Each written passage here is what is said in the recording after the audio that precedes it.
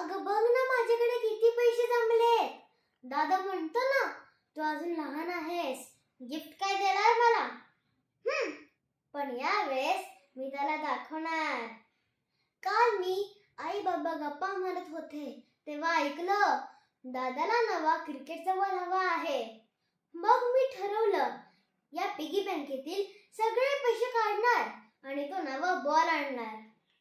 10, 20, 30.